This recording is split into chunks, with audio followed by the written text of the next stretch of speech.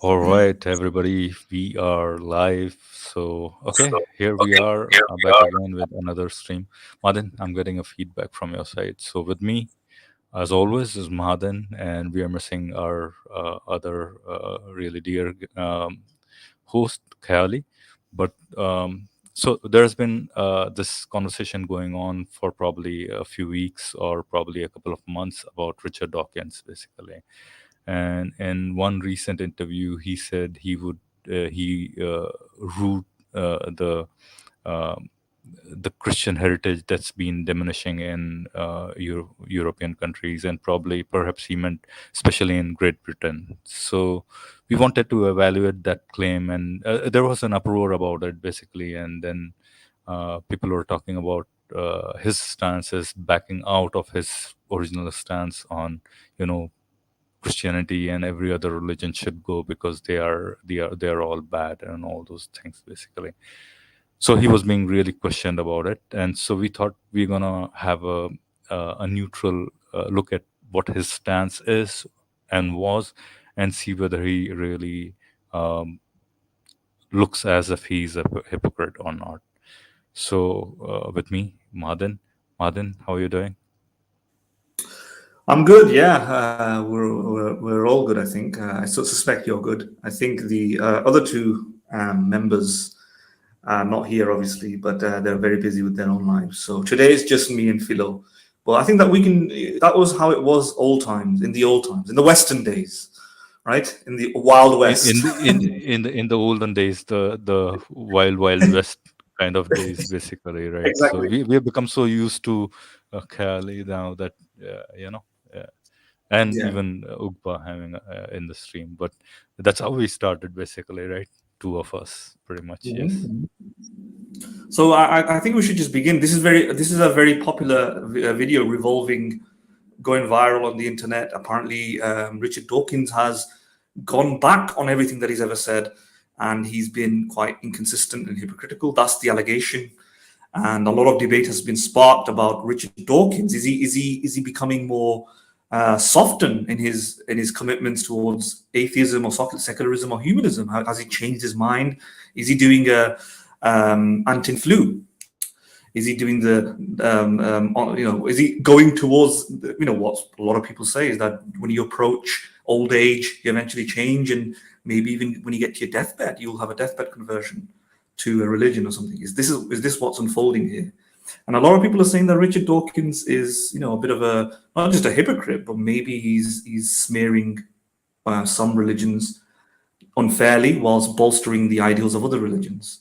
So these are some of the issues that we're going to tackle, and we're going to try and analyze it as neutrally as possible. I do already have a opinion on this. I've seen it already, but we'll try and be as fair as possible, and listen to him basically word per word to see what he actually meant. I don't think anybody's done a proper analysis on it, so we should be the first, I suspect, doing that.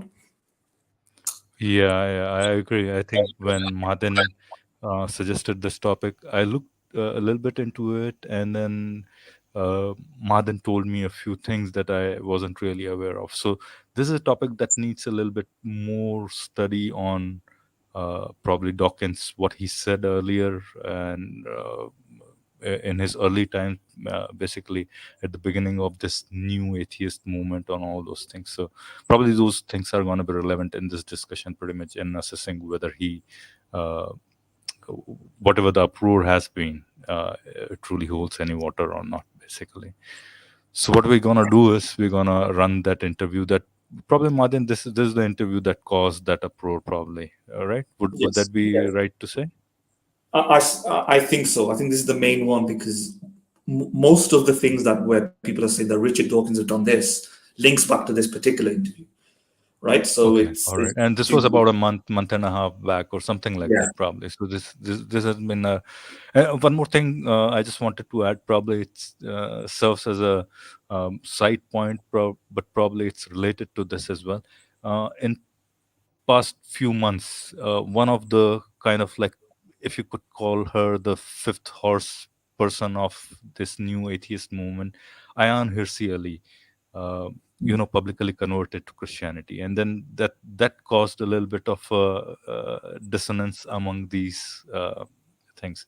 And about the same time, Dawkins's this interview comes out, so that probably the things have appeared a little bit more awkward due to that Yeah. incident of Ayan Yes. Hirsi Ali having converted, and then this coming out. So Yeah. probably we could look at it from that perspective as well, right? So Absolutely. anyhow, Yeah.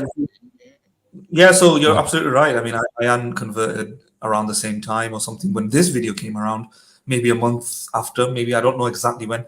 So it does create, like you said, a bit of it raises an eyebrow as to like what's going on. Maybe are these exactly. people doubting their anti-religious sort of criticisms that they've made in the past, and now they're thinking that Christianity has something to it. You know, Right. yeah, it's And interesting. furthermore, yeah, Go on. yeah. So, sorry, Madden, you Go finish. on. Finish first. No, no, No, no, no. I was. what I was wanted to say was just supporting your claim, and then this was one of the things probably Ayan Hirsi Ali in her whatever the write up when she converted said, if you want to fight the threat of Islam, you'll have to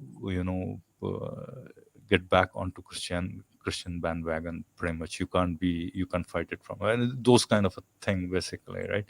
So from that perspective, things seem a little bit more kind of that kind of raised the real eyebrows pretty much, right? Yes. And these Yes. two things juxtaposed in within like a couple of months, and that's probably the reason why there's so much of an uproar against this interview of Dawkins pretty much, right? Yes. Yeah. So yeah. Anyway, I think we have given enough of a background. Mahaden, if you want to add anything, otherwise No, no. we'll just Let's wrap just the start interview. with what's Yeah. this infamous or famous, whatever, however you want to see it, interview. Right. Professor Dawkins, it's very good to have you join us to discuss whether it matters. Just one thing, Mahaden.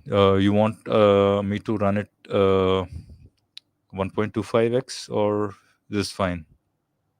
It's only 8 minutes long. It's fine, I think. We'll speed it up if we need to later. Yeah. Yeah. I think we can let it run just the normal speed. Matters that Professor Dawkins, it's very good to have you join us to discuss whether it matters that Christianity is playing a diminishing role in national life. Welcome to LBC. Thank you. And what would be your Easter message? I mean, I've said a few things. What would you tell the nation? Well, I must say I was slightly horrified to hear that Ramadan is being promoted instead. I do think that we are culturally a Christian country. I call myself a cultural Christian. I'm not a believer, but there's a distinction between being a believing Christian and being a cultural Christian. And so, I love hymns and Christmas carols, and I sort of feel at home in the Christian ethos. I feel that we are a Christian country in that sense. It's true that statistically, the number of people who actually believe in Christianity is going down, and I'm happy with that. But I would not be happy if, for example, we lost all our cathedrals and our beautiful parish churches. So I count myself a cultural Christian. I think it would matter if we substituted any alternative religion. That would be truly dreadful. Well, which brings me to my supplementary point, which is that, as we know, church attendance is plummeting, but the erection of mosques across Europe, I think 6,000 are under construction, and there are many more, are being planned. So do you regard that as a problem? Do you think that matters? Yes, I do, really. I mean, I don't, I have to choose my words carefully. I mean, if I had to choose between Christianity and Islam, I choose Christianity every single time. I mean, it seems to me to be a fundamentally decent religion, in a way that I think Islam is not.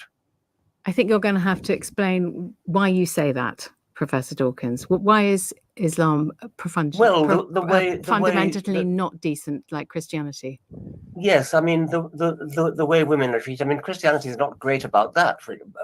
It's had its problems with female vicars and female bishops and things. But there's an active hostility to women, which is promoted, I think, by the holy books of Islam. I'm not talking about individual Muslims, who of course are quite different, but the doctrines of Islam, the Hadith and the Quran, is fundamentally hostile to women, hostile to gays, and I find that I like to live in a culturally Christian country, although I do not believe a single word of the Christian faith. Just for balance, should we say something about fundamentalist Christians who, we can see right. So so one of the first things that might stand out for a lot of people there is that so the main elements that you get from that is, right at the beginning, he literally declares that although he doesn't believe in the core tenets, the literalism of the religion, he probably doesn't believe in the resurrection, probably doesn't believe that the earth is 300 or 200, world is 300, 200 years old, and probably doesn't believe that God exists and God created the world, and also sent Jesus as Jesus as himself, if you want to call it, as his son as well, and all this stuff. He identifies as a cultural Christian. And shock and awe, right?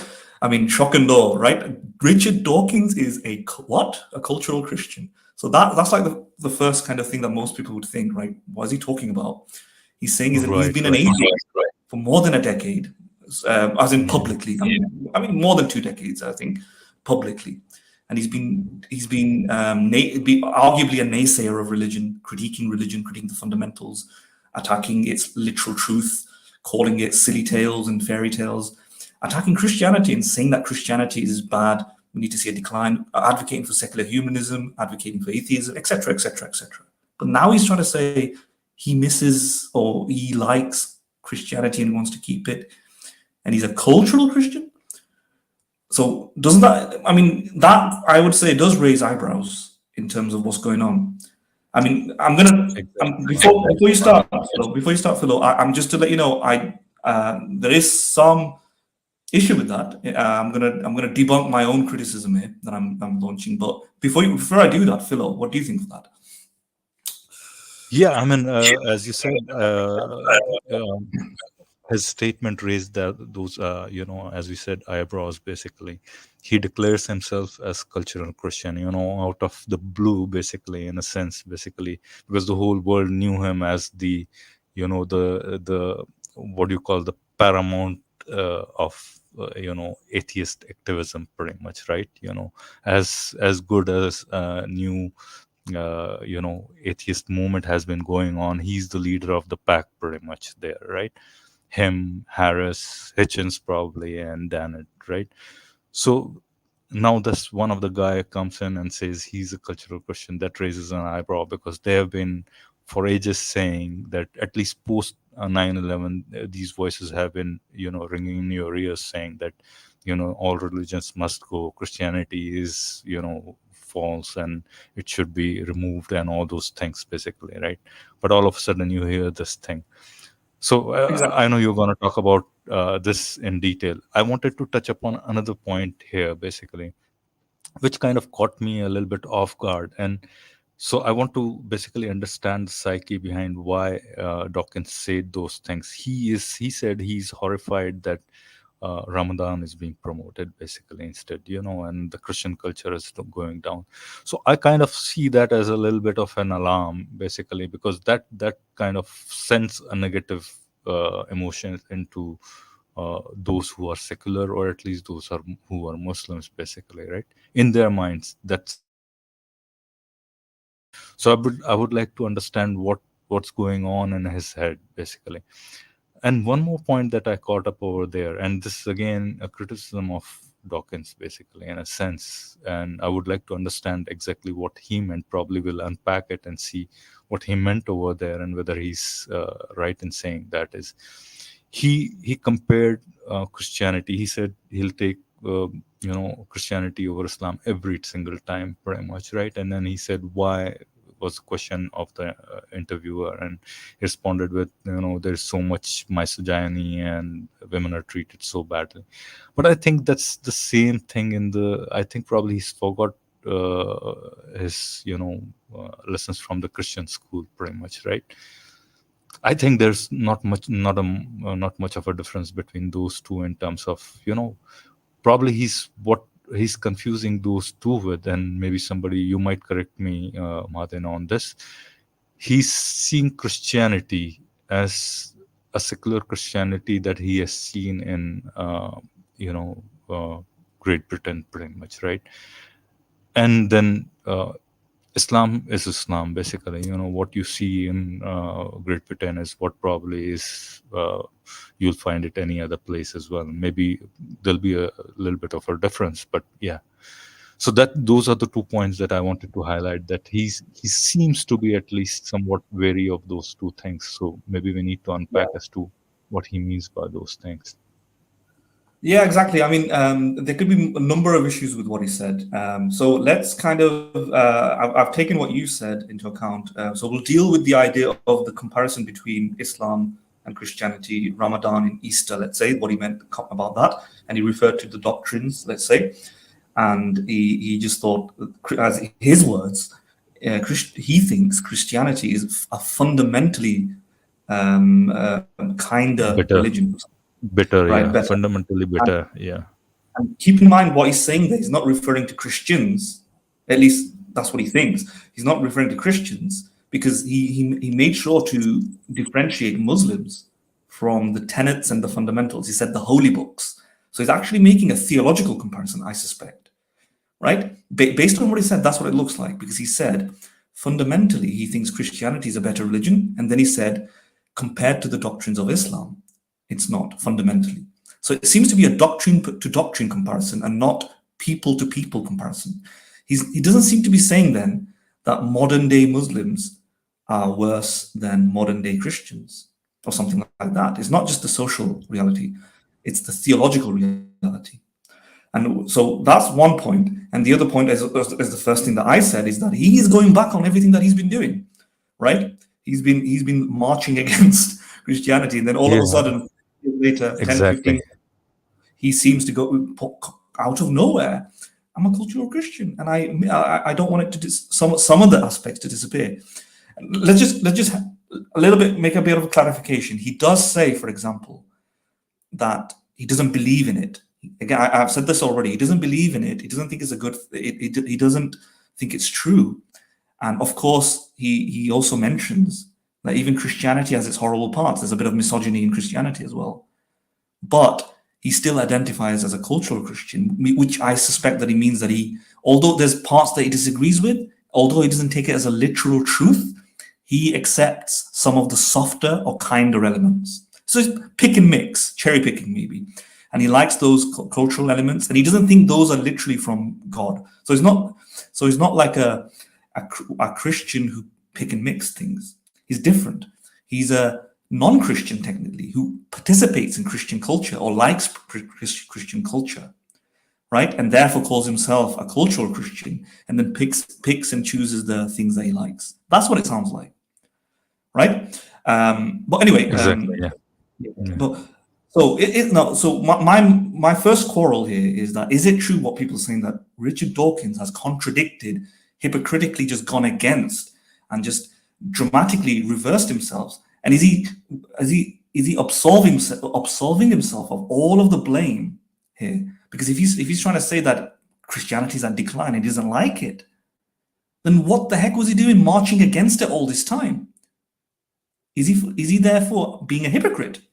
Well, that's the Madan, that's the topic of our this stream, basically, and that's the angle we want to explore it deeply, basically. Yes. And the points probably that I made, maybe we can deal with them as side points, but this is the fundamental question that we are going to be dealing with, basically, right? Yeah.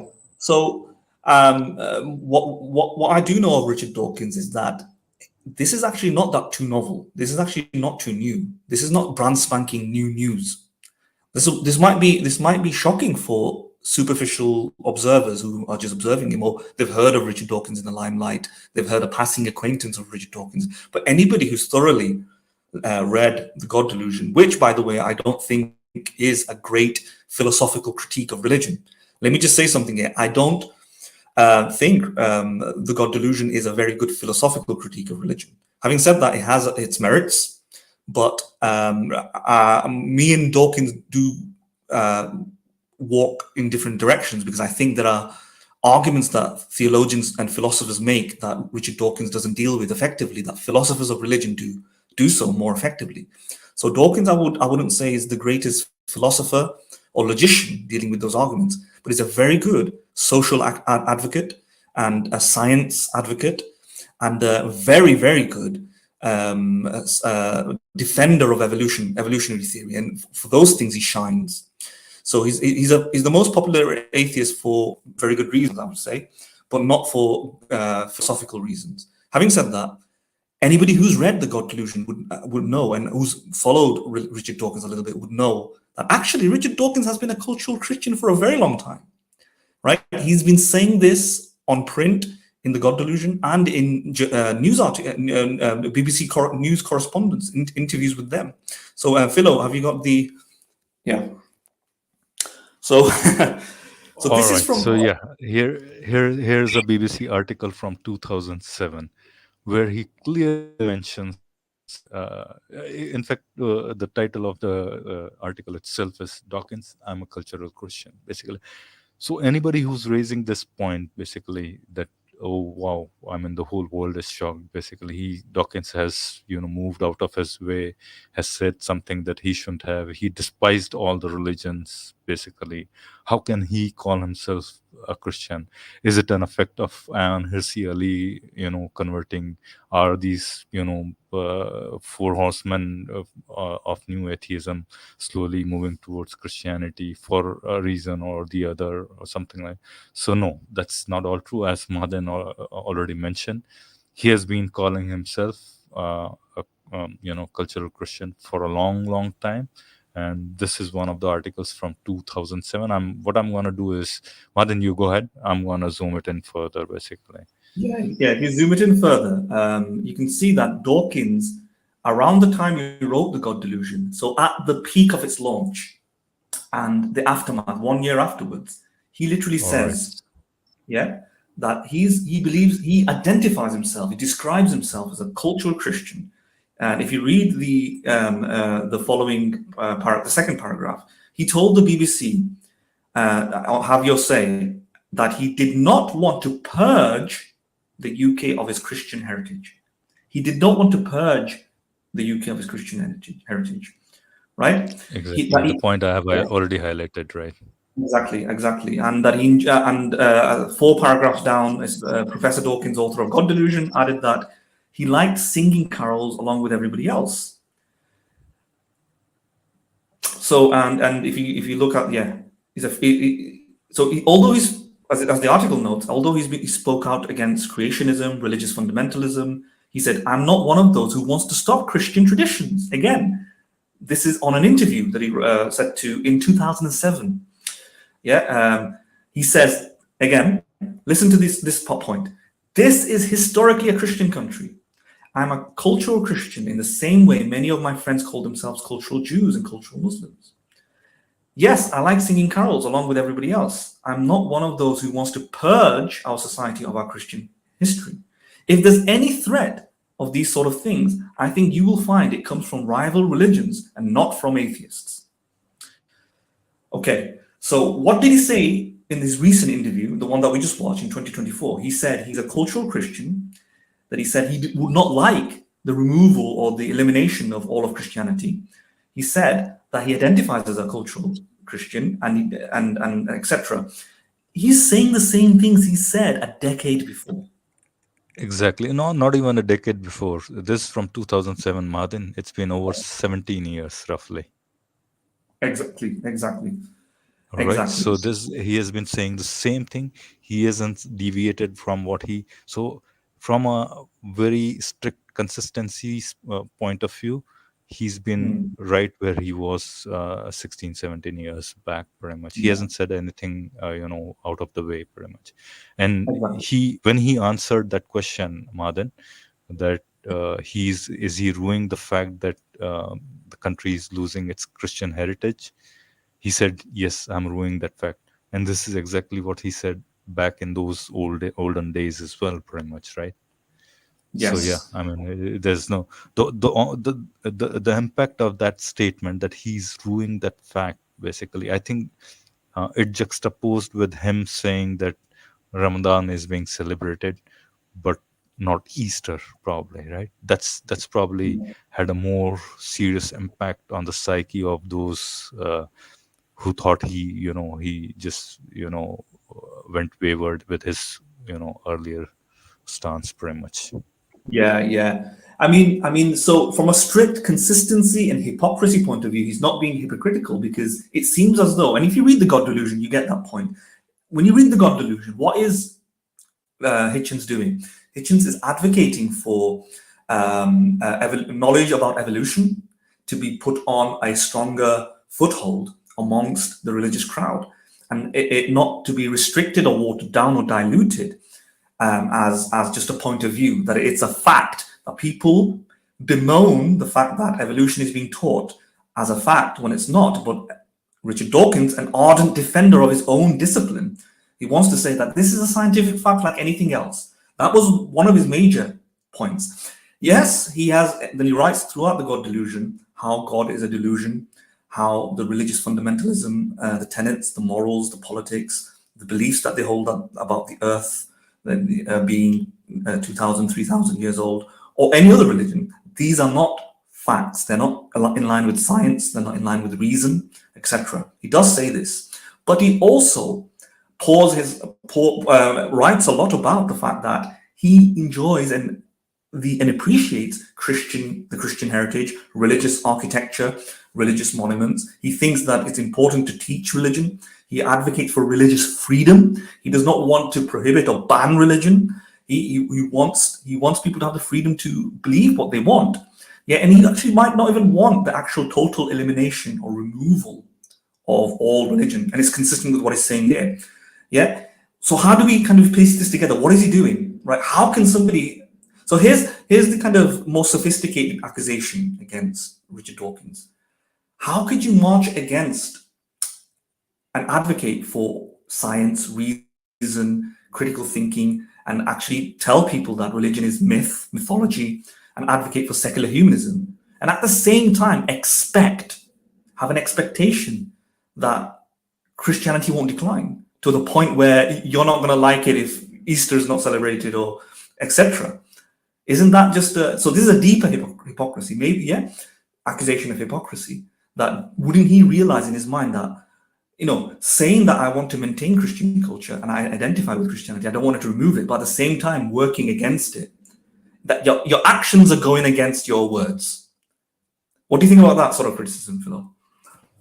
Yeah, I think I agree with that criticism, and that criticism is coming from a perspective of, had it been, and just this is a thought experiment from our side, had it been the way that the Christian culture is being diluted because of certain atheistic culture, maybe a more free liberal society, I think Dawkins would have taken it pretty much, right? He wouldn't have complained, he wouldn't have ruled. But probably it's maybe, and maybe I'm reading into his psyche a little bit too much, and maybe he's ruining the fact that in his mind, and I would be lying if I didn't say it, that he, in his mind, he has grades of religions basically in his mind, and there's no doubt about that. You can hear it, and you can say that he considers Christianity to be much better in terms of its teachings, probably, right, as compared to a religion like, say, Islam, basically, right? And if something of that sort happens, that a culture is being taken over, Christian culture is being taken over by a religion that he thinks is fundamentally more, in a sense, I'm not really getting the right word, is in his eyes not much better than Christianity, or is far worse than Christianity, then that's the thing that's probably is he's ruining about, Yeah. pretty much. Yeah. So yeah. I mean, so let me just I'll address your. In that sense, probably he has a point. In that sense, he probably has a point, basically. I mean, you would say that if let's say, hypothetically speaking, if let's say a state turns into an Islamic state, would would you think of a culture that would espouse all those freedoms that he thinks should be given to everybody? Maybe, maybe not, right? And in that sense, probably he has the right to rule it, basically, right? Perhaps so. Yeah, perhaps so. Let's address the comparison between Christianity and Islam and what he believes about that and Ramadan and Easter, etc. Let's address that in a second. Only because these are related. I mean, I'm just trying to organize it so that we can, So everything that you've said, I'm just going to address in a second. Let me just quickly address my objection that I made, that Richard Dawkins is inherently being deeper of a hypocrite, in the sense that although he's saying that he wants to maintain Christian culture, his actions does not correspond to his beliefs, in the sense that isn't he a bit idiotic to think, and isn't it a bit of idiocy to think that by promoting and promulgating secularism, reason, and telling people that Christianity is wrong, Christianity is false, Islam is wrong, Islam is false, these are all myths, Adam and Eve didn't exist, all this. Well, isn't he, if he wants to maintain the Christian culture or some sort of religion, by saying these things, isn't he actively ruining the prospect of having the hymns that he wants, the churches that he wants, the architecture? He's the one creating the situation leading to church walkouts, and hence, decline of religion, and henceforth, this is a deeper. Right. So what I would say to that, I agree to your point there. Yeah. What I would say to that, though, is that that's one plausible interpretation, that you can think that he has a deeper hypocrisy here. But what I would say is that it's not the only interpretation of what he's been trying to do, right? It's very possible. Look, it's very possible that somebody may want, for example, certain specific tenets, norms, values, beliefs to decrease, whilst also foreseeing that religion is here to stay. Religion is probably going to be unlikely to be removed in all of its full breadth and depth, right? And in order to understand that, is that a lot of, for example, even ex-Muslims, a lot of atheists and secularists don't really have this expectation of total elimination of religion. It's just unrealistic. What they do want to do is water it down, moderate it, make it progressive, so that it becomes a soft, liberal religion. That is the goal. I mean, that's Majid Nawaz's goal, right? He's a secular person, and that's even arguably people like Mehdi Hassan, and many other people from the Atheist Republic, right? They don't really have this lofty ambition that one day they're going to wake up and religion will be gone. They think that religion is going to probably be here to stay, but what we could do is get rid of this rabid fundamentalism. Now, under this interpretation, if this is how Dawkins was thinking, it's not necessarily inherent hypocrisy. If he's campaigning by writing books, by talking with church people, and talking with religious folks, that look, we need to get rid of the literal fact about religion, that the world is 3,000 or 2,000 years old, that God created us spontaneously in one, or over a couple of days or weeks or whatever, that there is a God, even that Adam and Eve is the case and evolution is false, that or that religious doctrine is the only source of morals and ethics. We need to get rid of that. Then he's not saying that you need to get rid of everything. He's saying, what is he saying is get rid of the deep, fundamental, literal commitments to religion. And this is actually a reasonable goal that he probably thought he had in mind. Technically speaking, when he says that he wants to embrace himself in Christian culture, it's not very clear what he means by that, right? At some points he says he likes hymns, he likes the music, etc. So in one sense, it could very well be that he thinks that he can take all of the literalism out and just keep the decoration. What do I mean by that? Well, we've got a modern day example of this. It's called Christmas in Europe. Christmas, Christmas is celebrated every year in the UK and beyond, in Europe and so on. People get days off, and yet the vast majority of people are not going to church to celebrate it. You know, people say Merry Christmas, people dress up like Santa Claus, they get gifts, and there's no connection or remembrance of Jesus. There's no remembrance of Christianity. These are non-Christian people. They're not day-to-day active Christians, but they still celebrate Christmas. Is that what he had in mind when he says, I like to maintain my Christian culture? That is a soft, liberal religion. In that sense, I don't think he's being hypocritical, because, in fact, he probably possibly thought that by marching against the fundamentals, it's not the case that all religion will go out of fashion. People will still have those celebratory elements, and I can hold on to that. That's one interpretation. Here's the problem, though, with that, even what I'm saying here. In some places in that interview, he says that he actually does have a problem with the church, numbers of attendance in church. He says that at the beginning, doesn't he? He says that I do have a bit of an issue with that. So again, we don't know what that means then, what he means by that. And then, as you've said, Race Phil, and this is how the topic of Islam comes in. He seems to be when he says that he thinks the fundamental tenets of religion are still better than Islam's. He seems to be saying then, another interpretation is that he seems to be saying that he wants to maintain more than just the celebratory elements. He wants to have like a weapon or a set of core ethics that challenges or stands up to the Islam Islam. So that makes things a bit more problematic, I think. What do you think?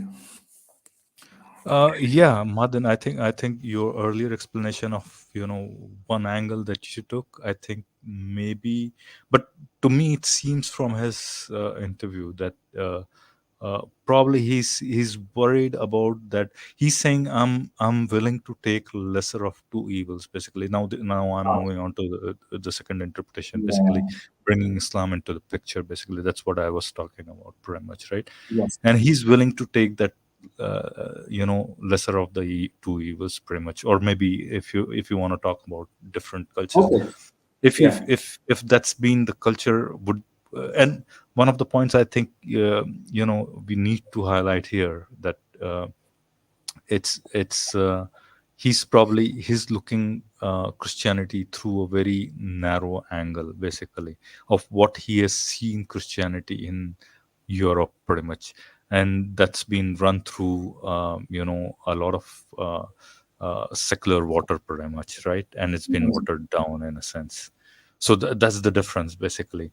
And that kind of a reformation hasn't happened in Islam, and that's probably is worrying him, pretty much, is my interpretation of it, pretty much, right? Yeah, I think what you said there is that he's doing the lesser of two evils thing. Maybe, here's the thing, the interview wasn't the clearest, so we're trying to clarify exactly what he probably meant. The interviewer did say to him that, are you worried about the church thing? And immediately he thought about, the attendance going down, basically. Yeah, but that was also prompted by her initial question or initial debates about Ramadan. So is he just doing a compared to Islam argument? Compared to Islam, because compared to Islam, Islamic. I think you're right that he seems to be, I mean, it's ambivalent in a sense. His stance seems to be ambivalent over there to me, basically. Why? Because at some point it seems like he's just worried about that Christianity, forget about everything else. But at some other point it seems so that he's in his back of his mind there is some other ideology that he thinks that Christianity might be better. And this is where the Ayan Hashi Ali stuff might be relevant. It could very well be that sparked a genuine persuasive argument in his mind that maybe salvaging certain Christian elements for the temporary means against what he thinks to be more of a severe threat to society, secular society, that the Ayan Hashi Ali strategy is better as the lesser of two evils.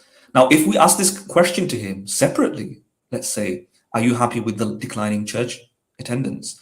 And this Islamic thing wasn't the case, in the forefront Right. of his mind. He would have answered differently. Maybe he would have said, I just miss the church bells, and I just miss all this, but and I'm not unhappy with it declining if people are becoming more scientifically informed, right? Etc. Maybe he would have said that. Maybe he wouldn't. Maybe he would still say I'd be unhappy with it because he's going to lose his church. Apparently, he's very big on the churches, right? He wants his church. So it makes a lot of sense to think that if church attendance declines, then churches will go out of fashion. So how are you going to keep churches if people don't go to churches? Maybe he won't get to sing the carols that he's so happy singing. Yeah, where is he Right. going to sing it? If the churches are gone, where am I going to sing my carols? Pretty Exactly. much, right? Okay. Yeah. So that could be an issue. That could be an issue for him. So I don't know what exactly he means. So the best thing would be to get a good clarification. If he's made a clarification somewhere, I don't think he has, but we just having to pass his words. But the lesser of two evils interpretation is a possibility as well. That he just thinks. But I think based on what he said in the past, based on how he's talking about Christianity here in this article, in the God Delusion, right? I think he has a soft spot for some religion in a very weak sense. Maybe he thinks religious people can carry ethics in a better, the ethics that he likes in a better way, and Islam goes against some of the ethics that he likes, and the Christians hold certain ethics he likes, and he may have answered similarly even then, right? That he doesn't want to see the total absence of religion back in 2007, despite any Islamic incursion, right? And he may have said a similar thing then if you asked him, so would you want churches to be completely rid of attendance rates, etc., declining, and he may have said no. And the reason I can interpret like that is that because even in this article, he says that he doesn't want to purge Christianity. He doesn't want. He recognizes its cultural significance. He says we should all be aware of that and celebrate it. And he even says at some point in this article that if people are trying to get rid of Christianity, it's from other religions. It's not him. It's not atheists who are not doing that. So it seems to be, here's what I'll say. Based on what we know, we have to be agnostic. It's a plausible interpretation to say that even without the Islamic emphasis, he would still be upset about it. And secondly, or even primarily, given that he's been saying that back in 2007, there's no case for hypocrisy, right? I don't think. Martin, sorry, am I interrupting you? Yeah, no, you're not. Then I'm going to jump. Finish what you're saying. Yeah. All right. So what I wanted to say was just take it as a thought experiment, basically, right? What I wanted to see was would Dawkins be, when he says that church attendance is going down, basically, would he be really happy about it? Basically, wouldn't he really be happy about that if the church attendance, he's attaining his goal pretty much, right? And that's the point I wanted to make, that basically he should be really happy about it if his goal is that all these, if you're going to a church, you're wasting your time. Why are you wasting your time? Devote that time onto learning some science or doing some community service or do something for the good of the community. Wouldn't that be utilized? If I were a Richard Dawkins, and I'm acting as a devil's advocate here pretty much, right? And when he said that he's ruining the fact that the church attendance is going down, I'm thinking he should have been happy had he been like a true, see, I'm saying that it seems like it's a hypocritical move of him to say, to rue the fact, basically, considering he has been a staunch atheist all his, public life, pretty much, right? Yeah. So you see the point I'm trying to make, basically. Exactly. Right? Exactly. But what I would say is that we can see that he is happy. He is. So reality is, I think it's multifaceted. So it depends what we mean by church attendance and religious belief. I think if you look at his other interviews, like he made a recent interview with Alex O'Connor, that religion is still evil, right? And he, in that interview, he talks about how, and he talked about what's it called, the Trojan genocide? Is it the Trojan? No, it's not the. It's the genocide. It's the Canaanites. Sorry, the Canaanites. Genocide of the Yeah. Canaanites, basically. Yeah, Right? yeah. We need to be very specific here. I think based on that interview, he's very happy if people are stopping the belief or refusing to believe that the Canaanite slaughter was a good thing. He's very happy if people are embracing evolution. He's very happy if people are denying the earth was 2,000, 3,000, whatever years old. He's very happy if people are not taking it literally anymore. He's very happy if he's thinking that religious people are being more agnostic, or they're calling it a potential myth, etc. But he's not happy if the celebratory element is disappearing. I think it's nuanced, right? And maybe he was naive, possibly, to think that one going is not going to affect the other. Or maybe he knew full well that it will affect the other, but he possibly thought it's not going to get fully eradicated. It's going to be like Christmas. It's going to be expunged of all of its religious furniture, and we're just going to have Santa Claus and everything. And can you have churches like that as well? Possibly. He possibly thought that the choirs will continue, the hymns will continue, and people will just think, all right. In that sense, probably he didn't get enough time to express himself clearly, because this is a point of clarity, right? You have to be really clear on what you mean, basically. When he says that the church attendance is going down, maybe this is probably in retrospect, that since we are critiquing his stance on it, I could say that he had to be really explicit on what he means by church attendance, basically, right? Yeah. When you say church attendance, basically, all you think in your mind, basically, is that it's something to do with, going there, sitting in the prayer, Exactly. singing a few hymns, praising Jesus, oh Lord, and all those things, basically, right? Exactly. And so this a huge element of it is religious, basically, right? And it's something that I don't think he's saying he's ruining about, pretty much. What he's probably ruining about is the church choirs, the social aspect of it, meeting everybody and all those things. And that's perfectly fine. But I think he should have been, maybe he wasn't given enough time to respond to it in the interview, because the interview was short. Or probably, keep in mind, he's 83 years old. He's very intelligent still and very smart still, but there will be a natural old age. Decline in the sharpness of your perfectly fine. So you would expect that. Doing very well for his age, obviously, but he's not in any position anymore to, I think, sustain a good debate. I do agree with your point. That's a valid point. Yeah. Do you want to continue the video? Let's just. I think we talk. I think we settled. I think we probably let's bring the video in. We have talked for way too long, I guess. Abortion rights, reproductive rights being rolled back in Republican states in America. So Christianity is still not without its problems when it comes to women and their rights. Well, you didn't ask me about Christianity in America. That's a different matter entirely. Okay. All right. Well, I'm sure we got some fundamentalist Christians here too, but not as public.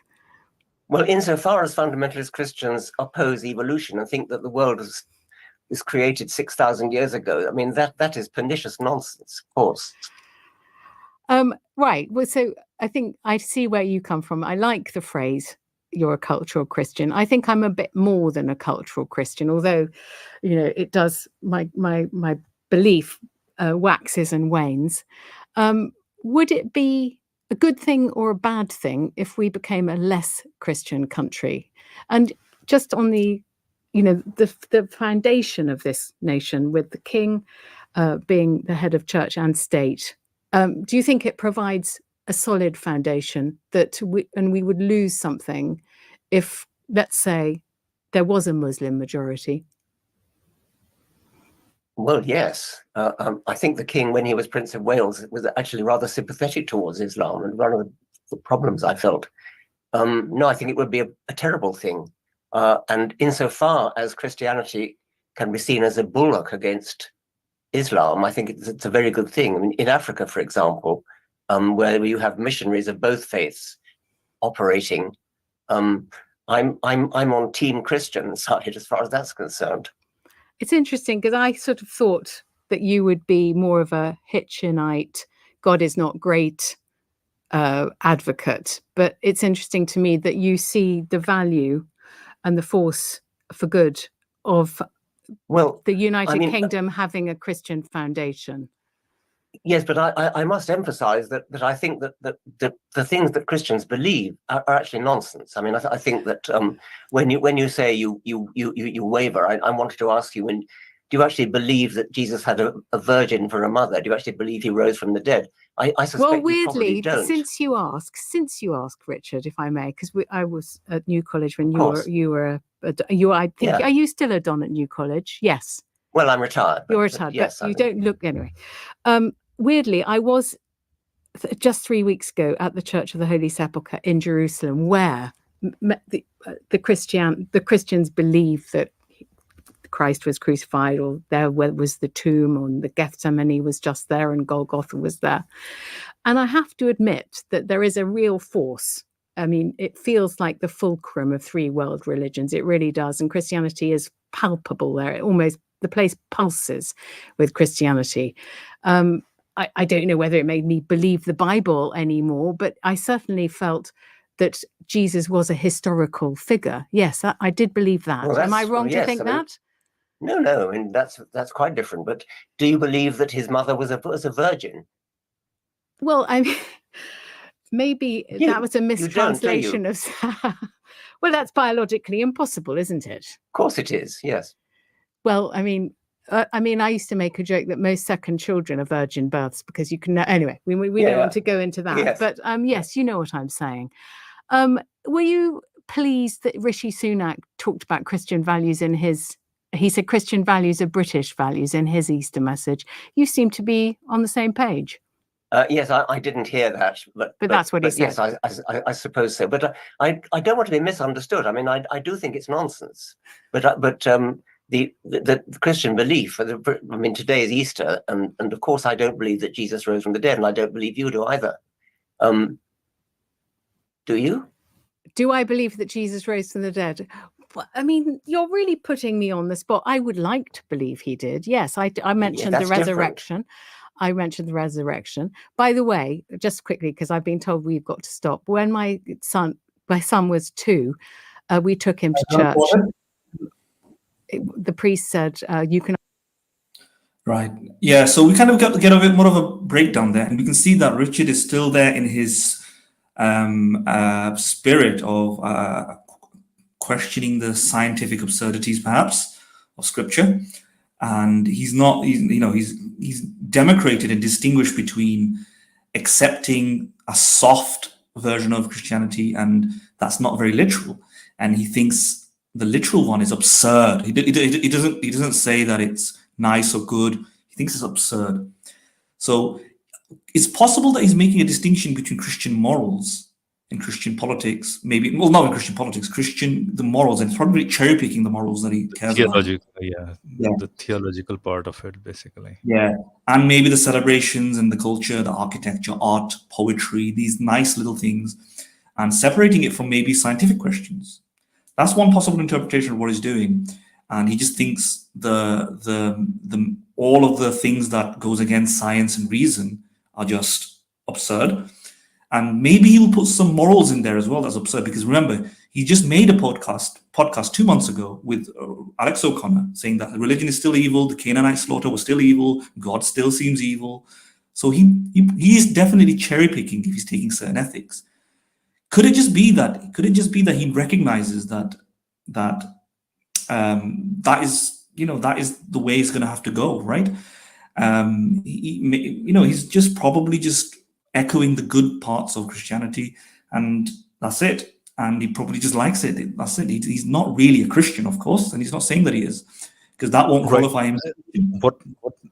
Madan, what my question to Richard Dawkins would be, if ever he happens to, come on our stream, if ever that happens, if we are, honored with that thing, basically ever, I'll ask him this thing. Would he be okay if, I mean, he has explicitly said that he wants the Christian culture of his country to be maintained, but would he be okay to include good things of all the other religions? Maybe say, celebrating Christianity is okay. The cultural aspect of Christianity, wherever is applicable or is good, basically. Same is true with some parts of Islam, maybe celebrating parts of Eid, or maybe those things, or maybe even some of Hindu festivals, or Buddhist, all these things. If he says that, then he's being consistent, right? And then it's okay.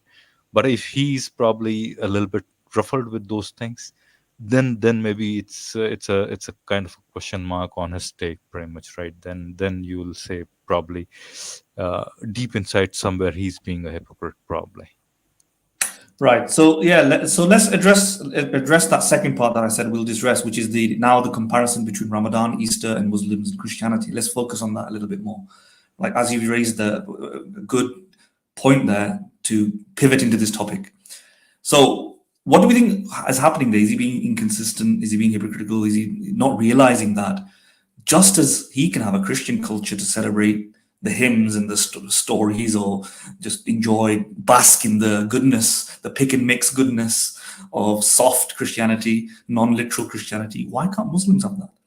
Muslims have Ramadan, Muslims have, so that is a question that you would want to ask him. So how would I try to defend him here, if I could, without his being here already?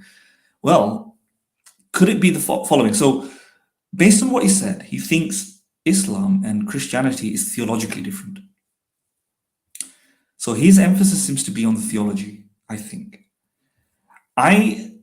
So as a matter of that, like, my personal view on that is that it's a very difficult comparison to make, right? To make a comparison between Christianity and Islam. Some people may say they're both the same. Some people may say one is better than the other, whatever. I don't know, right? My personal take, if I would have thought, is that Dawkins is saying this is because he thinks modern day expression and manifestation of Islam, the social manifestation, in his view, he perceives it as more detrimental. He thinks it's more literal today, because remember, Christianity has been through the works since the Enlightenment, the Reformation, this church-state separation. It's been through decades of secularism. And it's watered down fundamentally, where Christians are, very different from the Christians of yesteryear. On the other hand, I would have thought he may think that Muslims are far behind that in terms of progress. Right. So, no, I think we did agree on that pretty much. I mean, we do agree on that part pretty much. But the problem is he's not highlighting that part.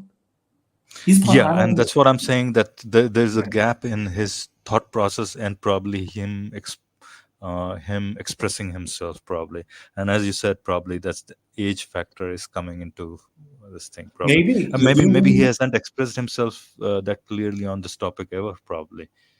And that,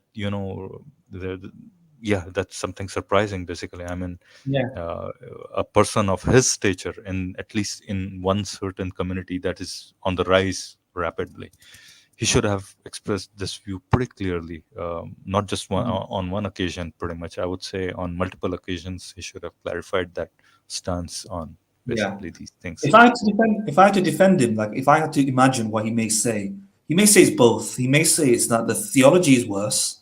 In his view, the theology is worse, and further, the modern day expression of Islam around the world, and in Britain perhaps, is at a different stage compared to Christianity.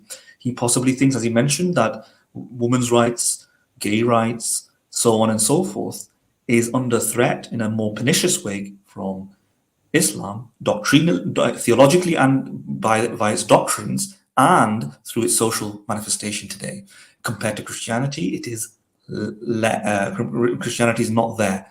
it's weaker, and henceforth he might be thinking that it's actually safer and better to celebrate Christian celebrations versus promulgating like stuff like Ramadan and so Islamic on. values, right? Yeah, right. At this moment No, of time, I think in that sense, probably, I think it would be really hard to not agree with him, right? I mean, it would be really hard not to agree with him. And then, to his defense, one might say that what he's saying deeply is probably that if you allow cultural Christianity, you'll still not see the bad days of Christian mayhem, probably, or whatever those bad effects of the Christian theology might be there, right?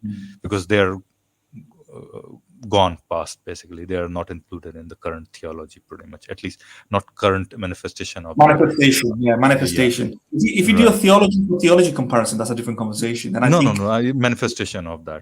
But if you see that thing in Islam, probably, and if you allow certain, even the cultural practices, slowly those, manifestations of the olden times might resurface, pretty much, right? I'm just trying to just go deeper into his thought process and probably, advocate for his thought process, probably. That's something he might be thinking in deep down, probably. Yes. So he might be thinking, in his view, again, this is his view.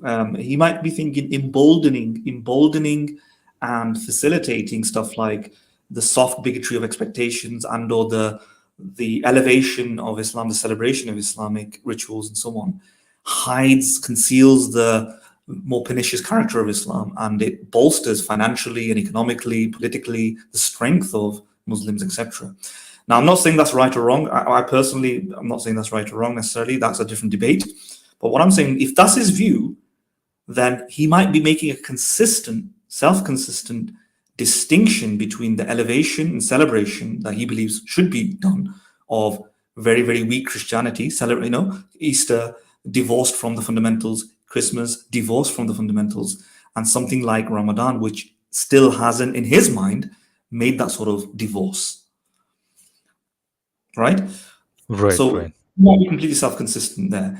And so as you notice, I'm talking in hypotheticals. That I'm saying that's a plausible view to hold. Real position, we should be a bit more agnostic, because we don't know what actually Dawkins believes. If he's ever listening to this, he might just agree with me and go, "Oh, this guy's talking to." He's giving me rationales that I can use for to help me clarify my thoughts. Maybe he might think that. Maybe he had a completely different view. I don't know. At the end, that it's only he can clarify. And guess what? Me and you, Philo, we're probably gonna go and ask him, because I want to know the answer to this. What exactly does he think? Yeah, anybody who's listening or who's going to listen to this stream in future, and we are going to try and at least ask him to come down to our stream. We have very few viewers as of now, so all we want everybody is to just keep supporting us, maybe subscribe, and then what we're going to do is we're going to ask him to come to our stream and at least clarify his stance and maybe talk about other topics as well there. This is just one of the topics probably we're going to be, at least, if he happens to come down on our stream. And we can probably talk on many other different topics as well, pretty much. It would be nice to pick his brain on, evolution, something that he's so vehemently in support of, basically, right? Yeah. So, absolutely. Yeah. Absolutely. And and the other thing that I want to say, that he mentioned something of a very interesting case of a scenario where the Christian missionaries are going abroad and going to Africa and proselytizing, and he will take a Christian missionary over a Muslim Islamic missionary, etc. And again, we need to know more about what he means by that. And I suspect he thinks possibly both doctrinally, because I can't see how we can, because he'll be on weaker foot to make the claim that doctrinally it's worse and therefore it's bad, right? Because I think Martin, sorry, I'm interrupting you. Please go ahead, and then I'll put my point. Doctrinally, because if it's about the doctrine, then why is he not afraid about the Christian missionaries bringing about all of the old age Christian problems? by spreading Christianity? Why is he only worried about Muslims spreading the literal fundamentals of Islam? The only way you can make sense of that is the fact that today, socially, the manifestation is different in the sense that a Muslim missionary might be more closer to the fundamentals of Islam than compared to a Christian missionary, right? And this could be for various reasons. And Right. so I can only see him. It doesn't make sense otherwise. So I think he'll have to clarify, but that's the only way I can see him making sense of that. Yeah, I think that's what we said earlier as well. That probably even just after the stream began, right? That he's probably thinking it, just culturally probably, and the version or the manifestation of Christianity that he's seeing in Europe or particularly in Great Britain, and that's what he's evaluating Christianity on the basis. But from a very theological standpoint, comparison theologically, right? He'd be really, I think at least for me, I'd be really hard pressed to compare those two and say there's any differing factor. Pretty much, there'll be there might be something bad in one, and probably equally bad something you can find in the other as well. Pretty much, right? If you pick Old Testament, you'll find some really horrible things, and probably somebody might subjectively or objectively may say, "Oh, there are much worse things in Old Testament." But he does say he thinks Christianity is still a fundamentally compassionate, good religion. So that's a tall thing to say. That's a tall claim. Yeah, that's a tall claim, basically, right? So, and that's why I think it'll be nice to pick his brain if he ever happens to drop in to our stream or wherever, if he can get a hold of him for an interview or something like that. At the same time, let's just repeat for our viewers. At the same time, he does say the Christianity in America is a more pernicious one, abortion clinic, boying, and all this other stuff happening there.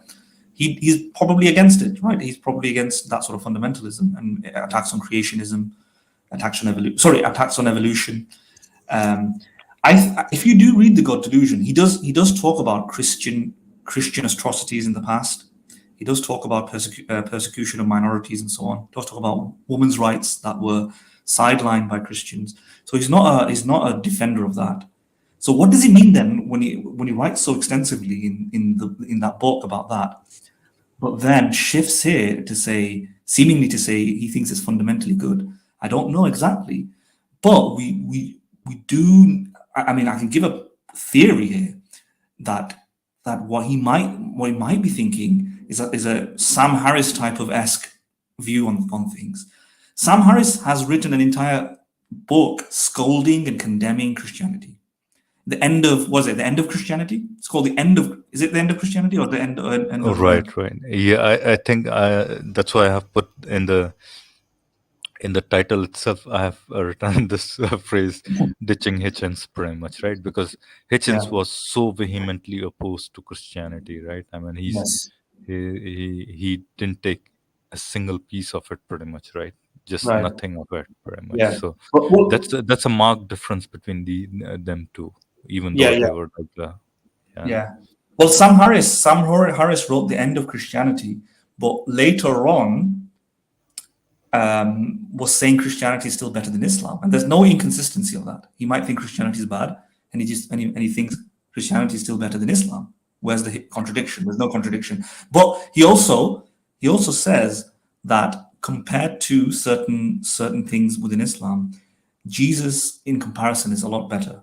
He says Jesus is more like a hippie, right? He says this in the interview with Senk, the member of what's it called? What's his name? Senk Uga. The Young Turks, you're saying. Young Turks, exactly, Young Turks. The member of Young Turks, Senk Uga, I think he's the leader of the Young Turks. He did an interview back in 2013, 14, 15, somewhere around that time. I think maybe 15. And on that, he explains that he's extensively written a book about Christianity being bad. But Islam, in comparison, in his view, again, his view is worse. So there's no contradiction there. He's not saying Christianity is amazing. It's just one is worse. One is bad, one is even badder, right? And he also says in that although Christianity is bad in many respects, it is not, in terms of the scripture, liable to as the literalisms as Islam. It says Islam is far more literal, and the scripture of Jesus, the Christian scriptures are far more easier to Biblical interpret scribe. Yeah. allegorically and metaphorically, No, right? and that's one fundamental difference, Madan, between these two, and we know it very well, right? I mean, Quran is to be taken as literal word of Allah, basically, right? I mean, there's no two ways about it. The moment you deny that fact, you are out of the fold of Islam, pretty much, right? You can't say that Quran is inspired by Allah, even if you said that Quran is inspired by Allah. You are automatically out of the fold of Islam, pretty much. But that's not how it is in Christianity. Christians have always maintained this position that the Bible, and especially the New Testament, is inspired by God, but written by men, pretty much, right? And Yeah. that's the fundamental difference. And then there are debates about inerrancy and all those things, and I don't think we want to delve deeper into that topic, because that's gonna basically we're gonna digress from our main point here. But the point being, anybody who says that okay, Christianity is not as pernicious probably may be right, because then somebody might come up with a really nice interpretation, or pretty much just discard any pernicious elements within the Christianity and say no, we don't believe that, because then blah, blah blah blah blah, something like that. But if there is a literalist interpretation of Quran, you probably might find a large group of people, ISIS for example, they'll probably hold on to that literalist, or Taliban, for example, or Boko Haram, for that example. They'll take that literalist interpretation of the Quran and say that's the literal word of God, and we believe it.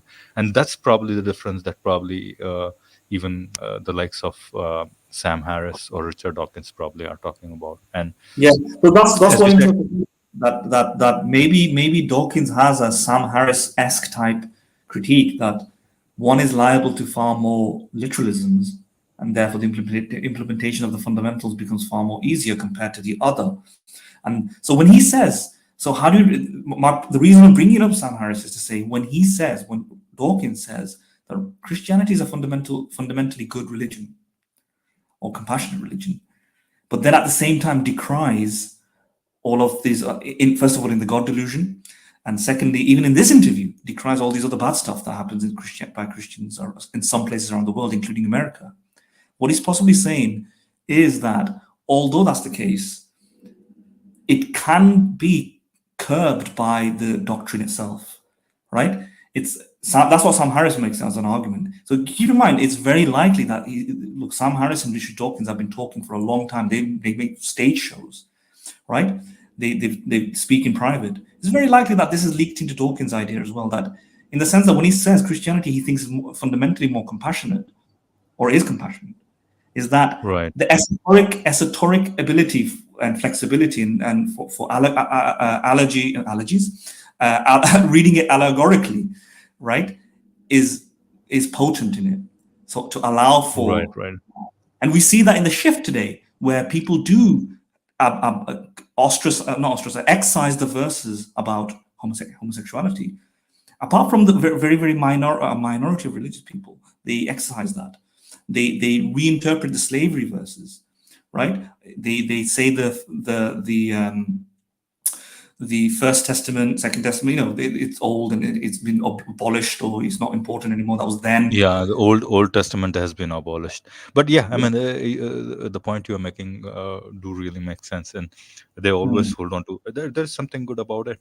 People always, when you talk to Christians, they'll cite that okay, sermon on the mount is something really good, and you can take some really good points from it. And yeah, I mean, that's probably there, right? And that's probably how Dawkins is thinking about it, pretty much, right? Yeah. He So has these elements. He has these elements in mind, Sermon on the Mount, pretty much, and these, discard whatever you don't like, and maybe there is a room for reinterpretation and discarding, and then you can make it Yes. look good, pretty much. Yeah. And that's something you don't find in probably Islam. That's what his point is. I mean, he doesn't explicitly say that, so I don't want to say that that is what it is. I'm No, saying no, this is, I'm saying I think that's what he's yeah, thinking probably. So I don't know. I mean, both of us don't know what he his exactly. yeah, he has in his mind, pretty much, right? Exactly. So what all this reveals is that we cannot simply readily and easily accuse him of hypocrisy, right? We cannot say he's inconsistent. Not easily on both grounds. The comparison between Ramadan, the emphasis over Ramadan bad, Easter good, and the emphasis of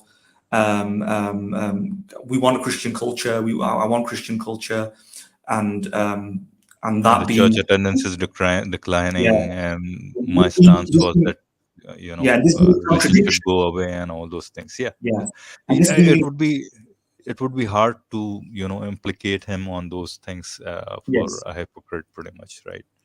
yeah. So we don't have too many grounds to do that, particularly because this is a very short interview. He said a few things. It's technically inconsistency with everything that he's been saying. It's technically inconsistent what he said in 2007, what he said in 2006 in the God Delusion, what he said again in further interviews. You can find it on Google in 2013 and then in 2014, where he consistently maintained that he wants to maintain foundational Christian culture. He wants to maintain a superficial, kind of glossy, happy-go-lucky Christian culture, that he likes those aspects and he doesn't want to get rid of it. He doesn't want to exterminate all religion. He's not being zealously like a Mao or a Pol Pot or a Stalin, where he wanted to ruthlessly eradicate religion. Absolutely not. That's not his view at all.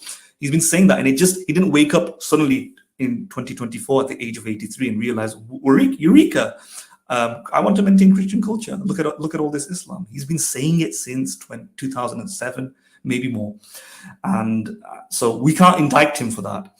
We can't implicate him for that. But so yeah, so I think the best thing that we should do is we need to look for more clarification, I think, from Dawkins. Yeah, I think I mean I agree with all that you have said, and the only thing, Anna, I mean, first thing first, that we can't implicate him on the charges of being a hypocrite on those basis, on what he said in this interview. Basically, he has been consistent about his stance since 2007, at least as far as back as we can go and see his interviews and his writings, pretty much, right? So he's been consistent about that. There are no two ways about it. Yeah. But to be quite honest, there are a few things which, if he had clarified, Yes, then things would be much better. Yes. Then things I would be agree much with that. better, right? I Yeah. agree with that. I absolutely agree with So that. And it still could be that he was being a hypocrite. It could be. My point is, there's yeah, no. it could be, yeah. Yeah. The point is, the case to be made that he's a hypocrite is not strong enough to conclude that he is a hypocrite from what we saw. Yeah, I mean, see, Sam Harris has been, since we brought Sam Harris in our conversation about a few minutes back, he has been vocally, he's been vocal about saying that there are grades of religions. Basically, he says, for Jains, he says that, any day he would prefer being a Jain. Probably he didn't say it that way, but he would say, the more fundamentalist Jain would become more and more, he would give up everything and all those things. So he considered grades. Probably that's what Dawkins' stance has been throughout, but probably it wasn't out there in the public as much as Harris's stance was, probably. So we can give him a benefit of doubt there, pretty much, right? And his comparison between Christianity and Islam shouldn't come as a surprise to anybody, pretty much, right? Even if it seems so, pretty much, right? Yeah, and we need to be we need to be also another point that I'll make. We need to be aware of the type, if people say things, we should not hold them accountable for every single indirect or unwanted, unintended effect that happens in society. As a cause, or may not even be a cause of that statement, and we accept this in many other areas. Let's say, let me give you a example that many Muslims may be able to understand. Right? If for example somebody proclaims for an Islamic state, for example, or the decline of Western civilization, or the decline of... Madin, can I Sorry? pause you for a second? Yeah. Sorry, I'm interrupting. Shall we? We are almost done with our this thing. You make your point. I wanted to say, anybody who wants to join, I have made the link public. Is that okay to have the Yeah, that's fine. callers? Are you okay? So I have Yeah. made the link public. Anybody who wants to join and maybe have a chat with us, maybe put your point of view, is welcome. To your link is public right here. Okay. Sorry, Madin, go ahead. Yeah. So suppose somebody says something. Let's say it's a Muslim proponent, and they say something. Maybe they believe that homosexuality is a sin, right? And so on, and they proselytize it and express it.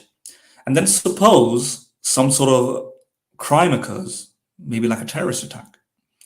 This is happened, by the way. There's real life examples of this, not just hypothetical. So in Florida, if you remember, in 2016, maybe 17, there was somebody called 2016, the Orlando bar Yeah, bombing, right? Pulse. exactly. What was that pub? Yeah.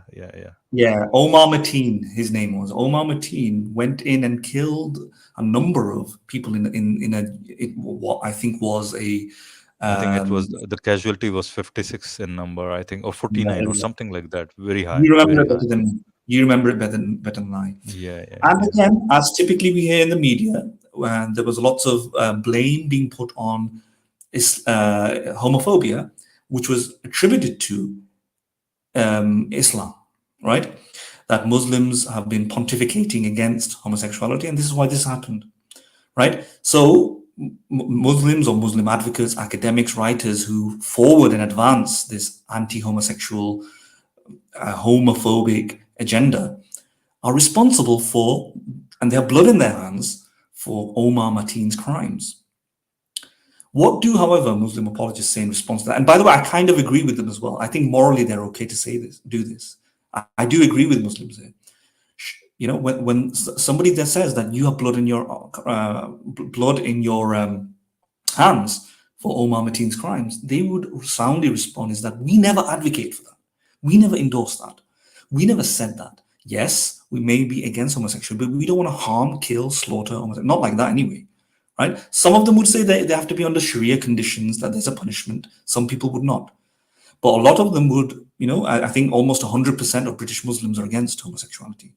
Right? So a lot of them would at least be against it as consider it a sin.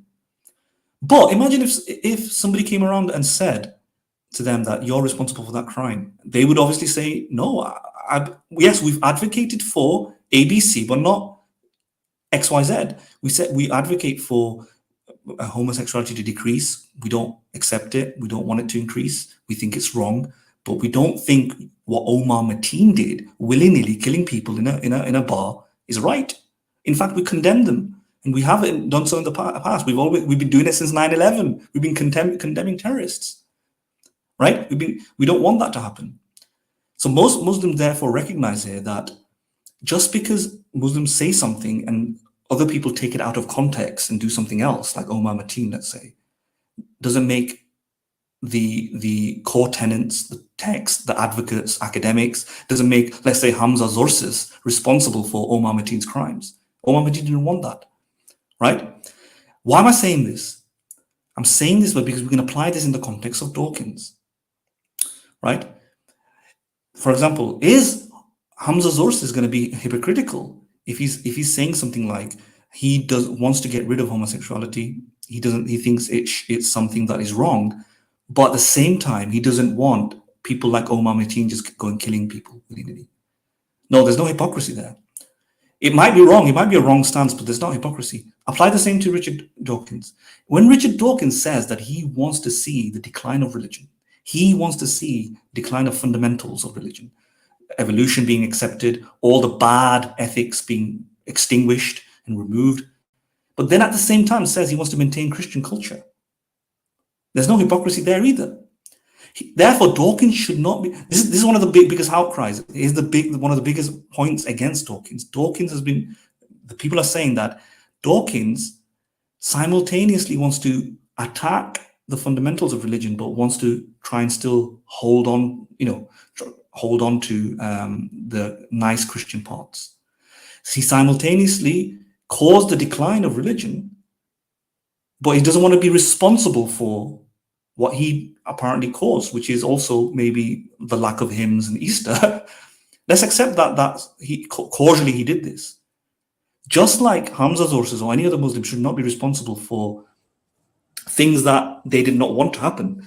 Hamza's sources doesn't want Omar Mateen to go on killing, willy-nilly killing Muslims.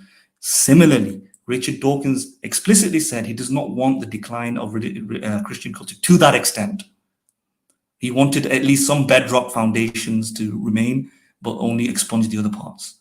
If we accept it for Muslim apologists, where we say, yes, if that's not what they wanted, they should not be held culpable for that. We should accept it for Dawkins. He should not be held culpable for it either, because he's not the one saying, he didn't go around telling people, get rid of it all.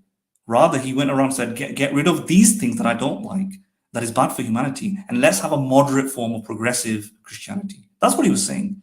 And I think that's completely a fair thing, yeah. Yeah, I agree.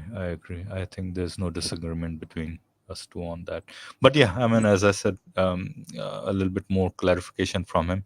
Maybe if he comes down on our stream someday, I think that'll be awesome. If we can host him, that'll be an honor, pretty much, right? Because I think at least he has, since he sprung out in the scenario in post 2011, I think things changed a lot. And then this, I think probably the new atheist movement got highlighted because of 9/11, in a sense. Pretty much post 9/11, they were in the limelight, right?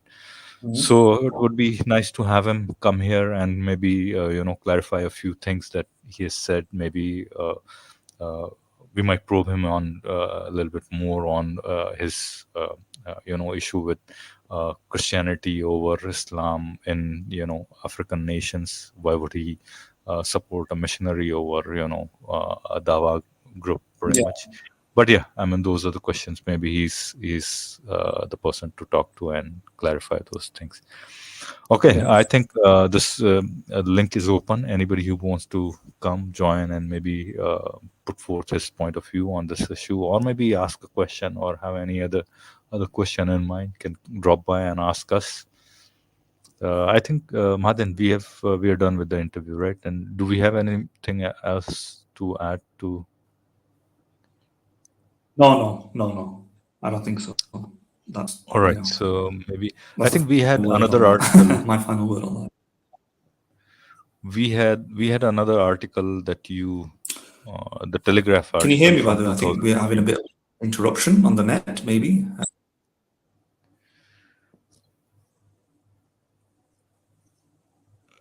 Can you hear me, Mahadan? Can you hear me? I think we're having a bit of difficulty. I don't know whether it's your end or my end. Can you hear me? Okay, I can hear you fine. Can you I hear can me? hear you fine. I think we may have just had a bit of turbulence. Hopefully that was just a little bit of minor turbulence. Is it okay? Right. Yeah, I mean, I can hear you fine. I don't know if you can hear me fine or not. I can hear you fine as well. Okay. Now probably that was a minor turbulence, basically. All right. So I don't think anybody is there. What we're gonna do is, I think what we didn't do well this time around is this thing. We should have been running this all throughout. So it's my it's my bad, basically.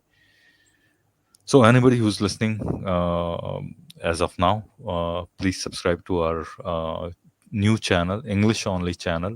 Right now we are streaming on Philo Sapiens channel. That is our old and main channel.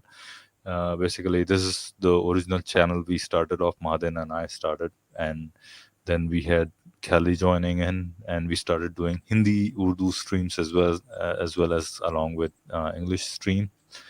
So now we decided to split those two and made another channel that's called Unveiling Faith. You can see underneath my Philo Sapiens thing, and then That's gonna be our main channel for English only content. But for a couple of probably months or a couple of weeks to come, we're gonna keep streaming on Philosapiens until we get a good following on Unveiling Faith. But remember that if you like these kind of discussions, please subscribe to Unveiling Faith. That's gonna be English only channel, and that's gonna focus more on such kind of discussions, and also more philosophical kind of deeper philosophical discussions basically. So yeah, that's about it from my end. Please like, subscribe, and share as much as you can, even this channel as well as Unveiling Faith channel. So yeah, thanks to Mahadan. Thanks Mahadan for this suggesting this topic.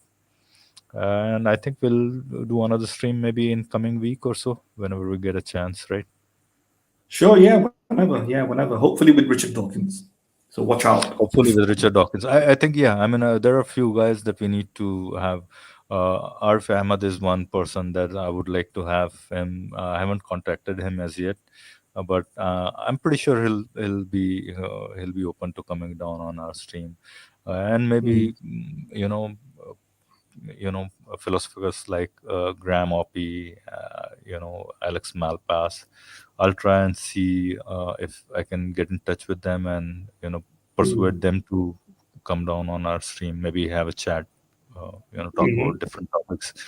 What I'm thinking is we can put it in the backdrop of Islam, because that's what we mostly talk about it. And these guys, since they don't get to talk about Islam as much as they do about Christianity, maybe this will be a very interesting topic for them as well.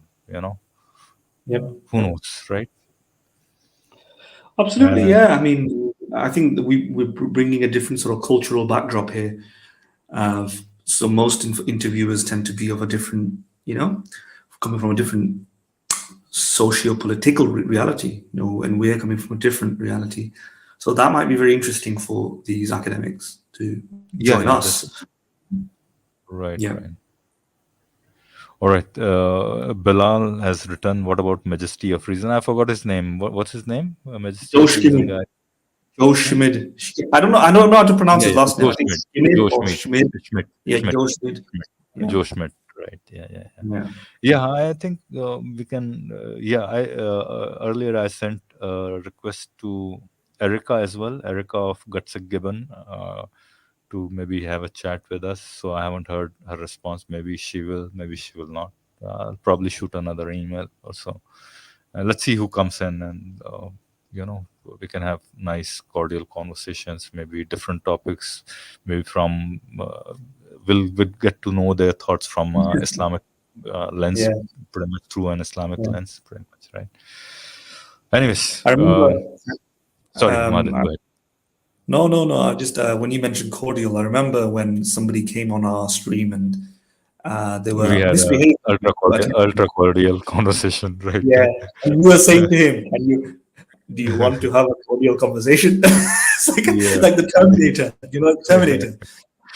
You want to have a cordial conversation? And he was not cordial at all. He was attacking us left, right, and center, and he was calling us. I think these things are going to happen, right? See, sometimes our passions are so deeply involved in our deepest held beliefs that we just can't control them. Emotions and passions, basically. Yeah. He's never returned. What was his name? I think it was obviously or something like that. Obviously. And he's never returned. He's disappeared. After my last, we haven't heard from a lot of guys. We haven't heard from Sean after he left. We haven't heard from. He was a good guy. He was a good guy. He was a good guy. Yeah, he was a good guy. But I knew that he said he's gonna come back and he's gonna touch bases after 2 months after studying and stuff. But he never did. I think like Dawkins said, he's a fundamentally good guy. Yeah. I mean, he's not always good, but fundamentally he's good. Fundamentally good. Yeah. But we've had like other people that are viewers of fans of us who like what's his name, Major Reynolds. Major Reynolds is not here. Somebody was gonna come and join us. I think I forgot his name, but he was gonna join us because I was commenting on some of the channels, and then this guy posted a response to my comment, and then he said, okay, let me come and talk to you over your live stream and guest call us. So I asked him that we have a live stream today. So I'm not sure if you're listening, you can come and join and talk to us. As I said, I commented under Unveiling Faith ID in those comments. So if you can recognize, then please come and talk to us, right? If not, maybe we'll close this stream in a minute or two, right? Yeah, Madan, I think just wanted to handle a side topic, and this is a current zeitgeist that I'm noticing, basically, right? And maybe I'm wrong, so you'll probably help unpack this thought that I have. Am I seeing this trend between those atheists who are turning towards Christianity? See this, what's his name? This British guy who had this written, the Rubicon. He's a historian, right? Wrote the book called Rubicon. I don't remember. Rubicon? Yeah. What's his name? He also wrote the book called In the Shadow of the Sword, basically, right? I think I've heard of that. Okay. Is it Tom Holland? Tom Holland, right? Tom Holland. Yeah. So he started saying the same thing, right? Probably a couple of years back, maybe 2 years back or 3 years back, that he earlier he said he was a staunch atheist, right? And slowly in past 2-3 years he started saying he calls himself Christian or culturally Christian and all those things. So am I seeing a trend, or am I just reading too much between the lines, basically? Then You're seeing the Diane Hersey Ali case comes in, and now Richard Dawkins. Of course, we have already unpacked this thing that Dawkins had always maintained this stance, right? Yes. And probably it's the case with Tom Holland as well, right? But Possibly. Seems like this kind of a trend of going, from There has been, at least on social media, a right-wing resurgence of traditional values and traditional ethics, etc., and conservatism, etc. Now, how widespread that is in society, I don't think that is. I mean, if you look at the ONS statistics and so on, in British society, religion has been declining and declining quite fast. So I don't think it's a widespread thing among society, but amongst intellectuals and very popular people on YouTube, perhaps there has been. Keep in mind, any increase that you see there, we need to compare it to any increase that we see in non-religion. So it could very well be that the acceleration of these sort of Christian, you want to call it's not really a conversion, it's like an acceleration towards Christianity a little bit amongst these celebrities, has to be compared to the accelerating force of atheism or secularism. The exodus from Christianity, in a sense, pretty much, right? And it could be there's been a mild increase amongst these folks. Christianity has increased a little bit in terms of the speed of recruitment, but it means nothing until we take into account of whether or not how many people are leaving. Is the accelerating force going the other way? One, and two, how many people are joining humanism, secularism, etc. And by comparing those two things, we can have a bigger picture of whether or not it's increasing overall. It might not be increasing overall, right? It's a bit like veganism. Veganism has increased as a standalone thing a little bit since 3 decades ago. But meat consumption is increasing faster. Yeah. So although it's better to have more vegans today than it was, because arguably without those vegans, the meat consumption rate would be even larger, I think. Even higher, much higher. Yeah. But we can't just look. If we just state the citation of veganism has increased, and just ignore everything, it looks as though meat consumption is lowering, but no, it's not. Veganism increased, but meat consumption has increased more, manifold numbers, more, whatever. Right. I can't remember the statistics exactly, but I do know that it has increased more than meat consumption. Sorry. Yeah, veganism. I think there are a few factors, but probably we won't get there, go there, because then we're probably gonna derail the conversation. So the point is, are we seeing a real resurgence? We can't really say without those data points. Amongst elites, we see it a little bit, but that's also subject to many algorithms. That's subject to what you feed into and read. That's ignoring all the other celebrities who don't do that, and maybe there's more people amongst that camp who are becoming more and more atheistic, which it is. There's a lot of left-wing social justice movements happening as well, which is also increasing fast. So all I can say is that there's been some. Oh, we got a comment here. Let's take this comment. Do you want to take the comment? I didn't want to interrupt you. You finish Oh, your sorry. thought, and then I'll bring up the comment. Yeah, let's finish my thought. So although there has been I suspect there probably has been more people now just becoming a bit more right-wing as maybe a retaliation towards the left, social justice, all this stuff, this left-wing stuff. And there's been a reorientation a little bit. Lots of people who are in the center left maybe who's shifted a bit more rightwards as a result of being disappointed with modern day leftist ideals, right? And henceforth there has probably been an increase in that direction. Without all those other data points that I talked about, we don't really know overall whether or not it's having much of an effect. That's all I want to say. Yeah.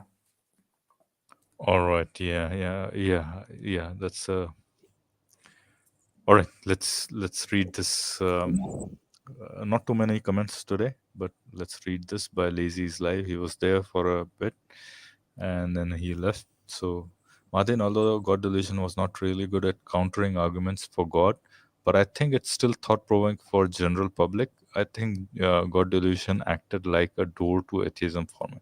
Yeah, I mean, I think Martin said the same thing as well. I mean, it's one of the most popular, easily accessible, easy to understand language for doorway to atheism, pretty much, right? Or an introduction to atheism, if you might want to call it that way, right? Yeah, no, yeah, I agree with Lazy's comment. I think as an introductory textbook, maybe to atheism, it's pretty decent. The reason, what I would say, so could it have been better as an introductory textbook? I think there are better introductory textbooks for atheism that deals with arguments even better, and it can be very simple for the lay public. So that's maybe what I'm comparing it to, in the sense that compared to what else I've seen in the philosophy of religion, dealing with like fine-tuning argument, Kalam cosmological argument, and even the social issues, there are some better critiques out there, which unfortunately is not popularized. Having said that, as a standalone, it's still good. It's just I think it could be better from other stuff that I've read. But the God delusion, as a beginner's guide, yeah.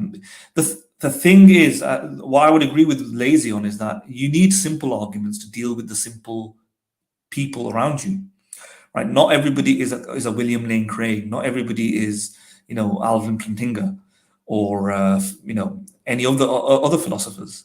Exactly. So, yeah, I mean, this is an easily accessible book. Right. Having said that, I'm always still disappointed in that, because I still find it. Like I want to be a popularizer of even the sophisticated philosophy arguments, but make it easy for the public as well. And henceforth, I worry that because it starts at Dawkins, and then for a lot of people it stops at Dawkins, and they don't go into Graham Oppie, they don't go into Michael Martin, etc. Do you get it? And henceforth, I think that the caliber of debate amongst the lay atheist, maybe new atheist movement, can be a bit better. And I think Hitchens makes this a little bit more disappointing as well, in the sense that although it's amazing to watch, quite entertaining, quite charismatic, is exhilarating, etc., and he does deal with things in a very fancy way, when he does come against technical opposition, he does seem to lack a bit. And in that sense, what happens is on forums and on internet websites, etc., there's a lot of atheists who sign onto the bandwagon of the new atheist movement and they follow people like Dawkins and so on. When a somewhat talented theist comes along with a bit of a philosophical background, they do end up looking a bit foolish in there, they don't know how to deal with it and start, so I do want to increase the caliber of the philosophical education amongst the mainstream public, and I don't think Dawkins is always that great to do that.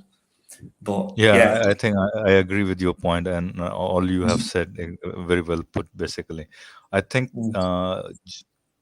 that book is easily attackable. Basically, I mean, as you said, his philosophical. He's not very well versed with philosophical arguments. Neither him nor Hitchens was, pretty much, right? Somewhat philosophically savvy were within the Four Horsemen, pretty much. Dan Dennett, who's no more, who probably. When was it? About a month back, he lost his life, pretty much, like 21st April or something like that. I forgot, right? And then Sam Harris, right? Yeah, right. Sam So Harris. these two are pretty much decently, they can converse on a philosophical grounds, pretty much, right? Yeah. And that's why, I mean, and when you have your representative of new atheism as being Richard Dawkins, and who can't deal with even a average theist guy who knows a little bit of philosophy, right? Then it becomes a problem, kind of, in a sense, right? Then in that sense, you can say that this book probably could have had better arguments, probably, right? Yeah, I mean, But as an introductory text, yeah, it's a pretty good entry into this. yeah, right? what I would if anybody wants to just have an introduction to atheism, what I would say is not necessarily don't read Dawkins definitely, read Hitchens, but also read very basic textbooks on the philosophy of religion, right? Because with Hitchens and Dawkins, you don't get an academic survey, you don't get that much of it's a political book, right? With philosophy of religion textbooks, you get both sides of the argument, right? And you don't get the depth and the intellectual caliber and depth, and it doesn't represent all of the philosophical compacts that theists can say in a strong way, whereas basic philosophy textbooks do on the philosophy of religion. So if you really want to be a strong debater, if you really want to, you can find very simple philosophy of religion textbooks as well. Introductory ones, Introduction to Philosophy of Religion, Oxford, the Oxford Compendium or something. I think it's called Introduction to Atheism or Philosophy of Religion. There's lots of stuff like that. Yeah, I mean, you can go and read Stanford Encyclopedia, and you'll find tons and tons of articles over there, right? Yeah. And there some of them are very accessible, and you'll be much more better off because you will not only know everything that Dawkins and Hitchens knows, because you'll learn the polemic style that they write because you're going to be reading Hitchens, but you're going to also know their flaws and what theists raise in them as flaws, so that you can counter those flaws with even stronger arguments. So you can surprise theists with. Exactly. I mean, you have to know the strongest arguments that your opponents have to better your arguments, pretty much, right? Right. Or Madan, there's a comment from Bilal. What do you think is the strongest argument for God's existence, right? Philo, you want to answer that? Let me think about that. Yeah, that's a tough question. I think maybe at some point I would think contingency, probably, but then all these arguments, I see problems in all of them, pretty much, right? And so there were times when I used to think that contingency argument is pretty decent. Causality is there, right? Pretty much, you have to have a cause, the first cause. But then all of these kind of seem to have dropped down from my high esteem, pretty much, because of some problem or the other, pretty much. So yeah, I don't have any single one. There was a time when I considered even fine-tuning argument to be a decent argument, but it wasn't because it was compelling. There were other reasons for it, and the reason was that it is at least a very well structured argument. Basically, you can say that, okay, it's, yeah, it seems like there's something about it. Basically, if there are these fundamental constants and they seem to be fine tuned, maybe there's something behind it. It poses a very Yeah. well structured argument, right? In that sense. Yeah, But then, other than that, I mean, Kalam cosmological, I think we have had so many, Madin and I have had so many conversations about Kalam cosmological argument. I never thought so high of Kalam cosmological, to be honest. Never, ever. I mean, it never persuaded me, to be honest. But there are some arguments I would say that sound a little bit more, even ontological flustered a little bit. Ontological argument flustered me a Yeah. little bit at some point, pretty much. Really? But then that's one very absurd argument, to be honest, right? Okay, sorry. You go ahead. What do you No, that's think? all Do you right. have? I don't think so. For me, then, the ones that I found, I don't know how to measure it, but the ones that I found personally a bit more difficult, relatively speaking, because I found all of them relatively easy to debunk. I thought I never really was genuinely. I've never felt ever with any sort of theist argument genuinely confused for a bit. The closest it came is possibly aspects of, it's not even the conclusions, it is possibly something like one of the cosmological arguments, maybe the closest it came to thinking that infinities can't exist, actual infinities can't exist, or you can't have successive addition, through temporal stages, and therefore there has to be some sort of concrete beginning or something. That's the closest. That's not even an argument. It's a premise within an argument. It's an argument for infinity more. It's not an argument for God or straight away. That's the closest it came for something like getting close to a God argument going through. Every other thing, not so much. I think logical arguments, at least for me, because I'm philosophically minded, tend to be a bit more compelling than abductive or empirical arguments. Even though I'm a staunch empiricist, I like probabilities and so on like that. I felt like I could easily debunk the probabilities. I can easily debunk the numbers. I can easily appeal to different sort of evidence to explain the numbers. You can always, like, for fine tuning, there's multiple explanations, many different type of models of the universe that can explain it. Law of large numbers and all these, I could easily explain that. The logically airtight arguments more, maybe say, something similar to the contingency argument gives you less elbow room like that. One thing goes through, then the next thing has to go through. Then when that goes through, then the next thing has to go through. So those didn't come to the closest. Having said that, all of them are vulnerable to very obvious flaws, and it didn't really take me a lot of philosophical reading to find them out. Like, I thought about those things initially when I read it, and then when I studied them in detail and read many academics attacking it, I saw that academics were saying the same things, initial suspicions of the flaws. They were echoing the same thing. So it's almost more instantly I detected those flaws. I felt like almost straight away, like simple. I remember when I was a very young atheist and like about causality, like simple things. I mean, these are naive arguments against the continuation of causality, the causality principle. But that's what comes to your mind when you're a young atheist. Like, somebody said to me, there has to be a cause because causality, every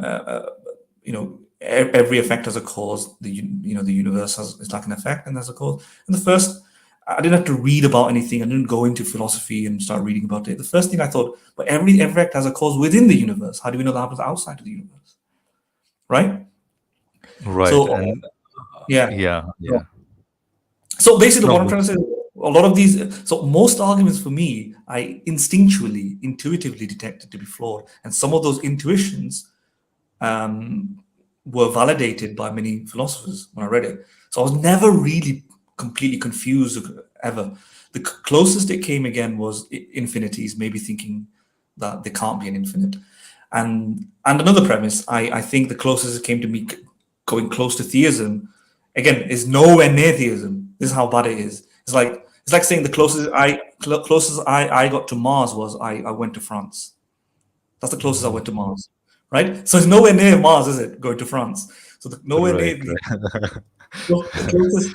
Okay, The closest. Martin, your journey has been a slight different than mine. I never found. I mean, infinities did fluster me, but I always thought that that infinite regress. I didn't find too much problem with that. I don't know, for some reason. Maybe yeah. I don't know. I thought it was definitely very intuitive. Maybe we should throw back this question to Bilal himself and ask him, Bilal, Yeah. what do you think basically is the strongest argument? What, in your opinion? Maybe you can come join us and tell us about that, right? Or anybody who And, the, wants to come and tell whether and another what.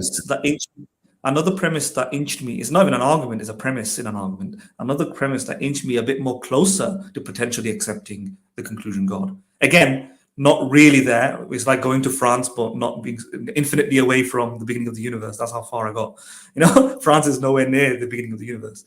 But another premise is the idea of eventually realizing that, yeah, something can't come from nothing. That's it. Those two things that I probably changed my mind in the last 10 years. What initially I thought I misunderstood Lawrence Krauss's idea of zero energy or whatever it is, and I thought that was real nothing, and virtual particles can come from nothing.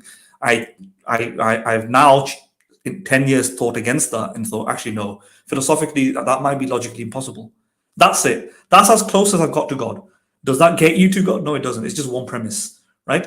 And that's all that's convinced me in the arsenal of theistic arguments. That yes, maybe you can't get something from nothing, and infinities are genuinely puzzling, but yeah, that's it. Yeah, I think I agree. Infinities are puzzling. Infinities are puzzling for sure. Anybody who says that it's not puzzling is probably lying or doesn't understand what infinities are, pretty much, right? Okay. Bilal has two more comments here. Would you make a video on presuppositionalism, basically, right? I don't know how much you're familiar with that. I'm not much familiar with that. Matt Slick. People like Matt Slick. I think it's somebody called Matt Slick. Matt Slick advocates for, I think, logical presupposition. It's some Christian thing to it, attached to it, right? Yeah. Mm-hmm. Yeah, Okay. I don't mind that. I mean, absolutely, yeah. If you want, Bilal, if you want us to deal with a specific version of the presuppositionalist argument by a particular person, maybe just give us an email, and we'll deal with it. Yeah. Yeah, Bilal, you send us an email and a fact check. Right. Okay, just kidding. No, Bilal has been with us and watching us for a long time, so we really appreciate it, mate. And some really interesting and not interesting, but good comments from Bilal as well. So we do appreciate it. Bilal has a few more comments. I also find contingency and fine-tuning arguments interesting. We haven't asked Bilal. Bilal is, I think maybe he told us some time back he's from UK. Maybe I'm not quite sure, but if you're okay mentioning that, you can mention that. Yeah. All right. I think we're done. Probably taking up all the callers and everything. Anybody who wants to join and chat for a bit is welcome. Maybe I think 15-20 minutes back we said we're gonna wait for 2 minutes. I think we have run for another 20 minutes, so I don't want to run for another 20 minutes waiting for somebody. Yeah. Of course. All right, Bilal. If you want to join, maybe. Oh, Bilal is from Balkans, basically. I'm from Southern Europe. From Balkans, basically. All right. Maybe Balkans is Serbia and all those places, right? Serbia is Balkans, right? I think so. I'm not sure. Yeah. Yeah. I think Serbia is Balkans, I think. Maybe not. Yeah. But around that area, I think Serbia and those places, right? Yeah. All right, guys. So it was nice. I think I said the same thing probably 20-25 minutes back. Nice It was a nice conversation, Madan. Yeah. I think let's see, maybe. So, for the viewers who have been listening to us, Callie won't be here until the beginning of next month, and our another co-host rather, Ugba would be joining us most probably in the next stream, right? So, yeah, Bilal says yes, Serbia, Croatia, Bosnia, etc. Right. So that's the Balkans basically.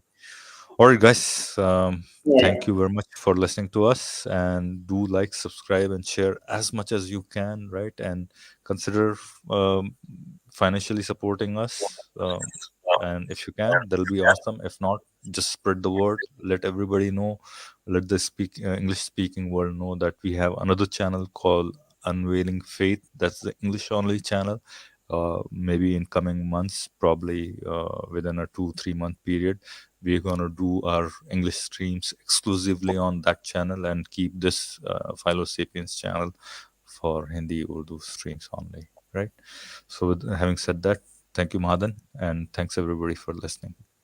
Bye bye for Thank now. you. See you later. Bye.